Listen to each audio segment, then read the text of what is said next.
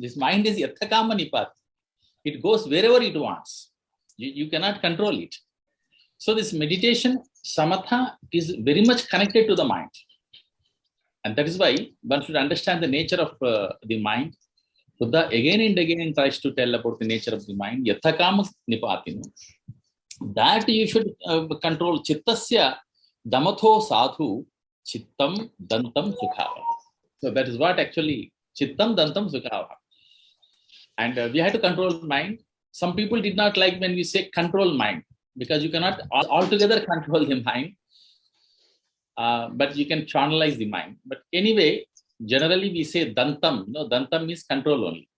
Literally it means dantam. Dantam actually in Sanskrit. So, in meditation, not only other things are important, but the loving kindness is very important for achieving meditation. About the kindness, there are several interpretations, several descriptions in ancient literature, but Buddhist description of loving kindness is much more wider and broader. That is true, actually. In Buddhism, this Maitri and Karuna, both actually are given more and more importance. Karuna is given more importance in Mahayana.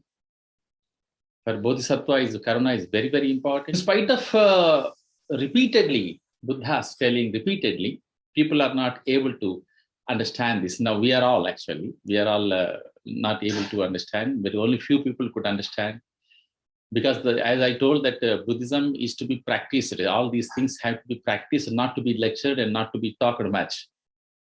So practice is very important. And still, I had to say for the formality, few words, because today's topic is such an attractive and very much high-level topic is Samatha and Vipassana. And its application also, how to implement them, the application of the Samatha and Vipassana in human life. Basically speak, the role of mind in practicing the Samatha and Vipassana, that is very, very clear that there is a unavoidable and perfect role of mind in practicing Samatha and Vipassana. A small amount of practice can help us achieve the Samatha and Vipassana. Small amount of practice is enough. Then the plenty of theories and plenty of lectures. That is what I just now I read. Sahasamapi te vacha anatha pada sanghita ekam athapadam seyo. Today, Sanskrit yogic systems became well known worldwide, but less known about the systems of meditation practiced by Buddhists. Even though this particular form of mental culture has continued for the past 2,500 years, people are still not fully aware of it. Many people are aware of that, but not people. When I say that everybody, in my view, many people are already aware worldwide these things, Samatha and Vipassana, they are practicing also.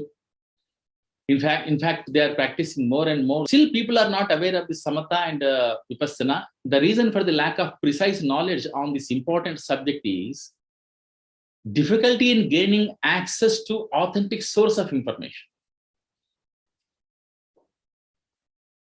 Because people do not know what is said exactly in Pali literature, what is said exactly in Sanskrit Buddhist literature about the Samatha and Vipassana. In Pali, meditation is known as the bhavana. This bhavana is an integral part of the Buddhist religious doctrine and practice. There's so many places you will find the references of the bhavana in canonical texts and commentaries, which form a vast corpus of literature in Pali and Sanskrit.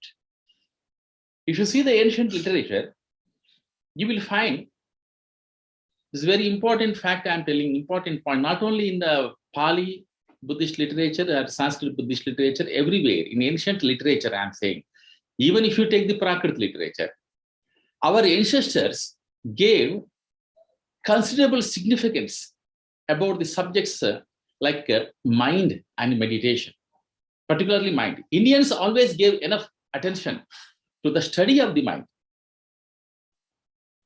The reason for this importance of the mind in human history is very obvious, that because they knew that mind is the reason for everything. Manayeva manushyanam karanam bandha mokshayo. For the bandha and moksha, mind is a reason. The actual speculation of the mind started from Upanishads, and Upanishads never viewed the human being as the mere composition of the physical element. They say that the man is composite of psychological and physical elements. Later, this developed, the cognitive analysis of the chitta developed in Nyaya Shastra, in Buddhist logic also, in other Nyaya Shastra also, the ancient Vedic Nyaya Shastra also. The analysis of the chitta was started in India, as it was felt very important by ancient Indians. When we study our literature, we realize that buddhi differs from the chitta. Through the senses, mind gets contact with the external objects. Indriyen indriyarthohi samanaskena gruhyate. So indriyas are perceiving the indriyartha, but samanaska, when mind is associated with indriyas, only then indriyas can perceive the indriyartha. That is the meaning of this. Indriyen indriyarthohi samanaskena gruhyate. So that is the importance of the mind. We know there is a clear distinction between the mind and body. In Yogacara Buddhism, we find that Yogacharyans gave so much importance to mind. Pali Nikayas refer to only 6 types of consciousness, like Chakku Vinyana, Sota Vinyana, Ghana Vinyana, Jihva Vinyana, Kaya Vinyana, Mano Vinyana. But the Yogacharyans have increased this number by adding the Alaya Vinyana to the Buddhist theory of the mind. The Lankavatara Sutra calls the whole system of mental functions Chittakalpa or Vijnanakaya. This is Vijnanakaya, Lankavatara says. The great Acharya and great scholar Vasubandhu has made the philosophical expression of Buddhist idealism. The Vijnapti Matrata Siddhi, consisting of 2 chapters, Vimshika and Trimshika, by Vasubandhu, has been considered to be the philosophical justification of idealism. So in this way, so mind can defile or purify one. So mind is the bitterest enemy and the greatest friend to oneself. It can be bitterest enemy to you and greatest friend to you. The same thing was that's what we learned from this, from Dhammapada. Buddha says, what harm may do a foe to us, and hunter to hunted, same ill-directed mind can do still greater harm. Ill-directed mind. Michha panihitam chitta. That is right. Samma panihitam and michha panihitam. Ill-directed mind. So such a elaborate and clear description of the mind can be found in Buddhist literature. What good neither mother or father nor any other relative can do, a well-directed mind can do. A well-directed mind can do more welfare and more happiness, more prosperity to us than mother and father, because mother is above of all and father is above of all. Mata Gurutara Bhumi. Pitocha Tharascha Khat. So that's what said in Yaksha Prashnas. So, but the well-directed mind can do more better than both of them. So, if therefore one speaks or acts with the wicked mind, you see everything. That is why Buddha says in the beginning of Dhammapada itself, mind is the forerunner of the deeds. Forerunner of the deeds. Mind is chief and everything is made by the mind.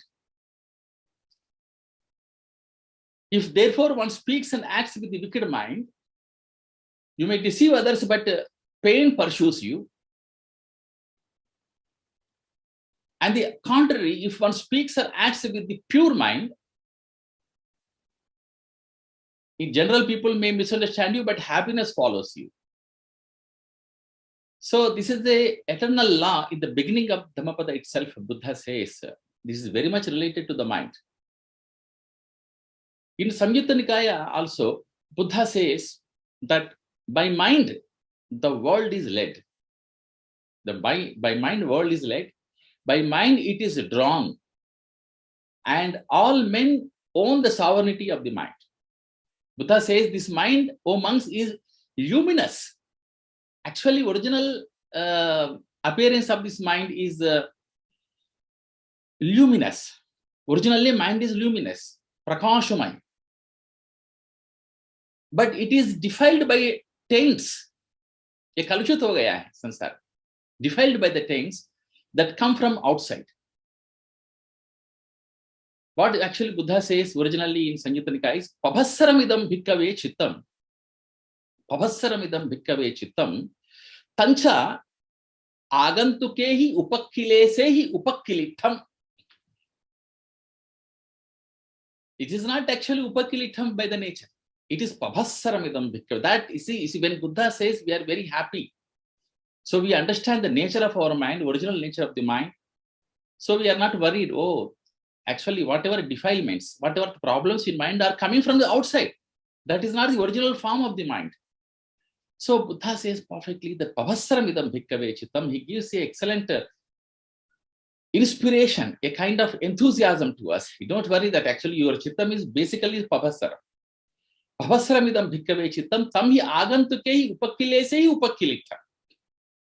But uneducated people can't understand this reality. So they fall into the trap of the mind.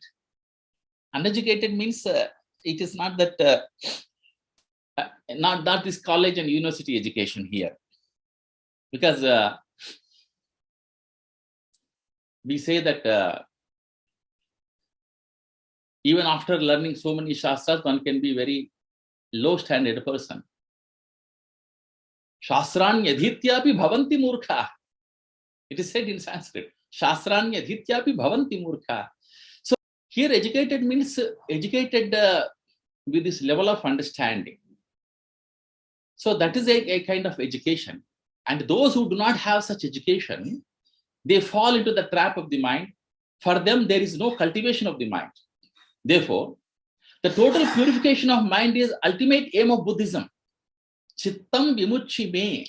You can find such statements. My mind is relieved. Chittam vimucci me.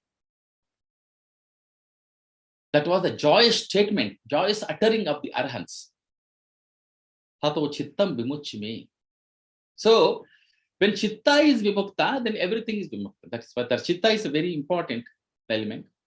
After Buddha, Buddhist acharyas and Buddhists are interested in the mind. Why? They are interested in the study of Buddha, not from the psychological point of view.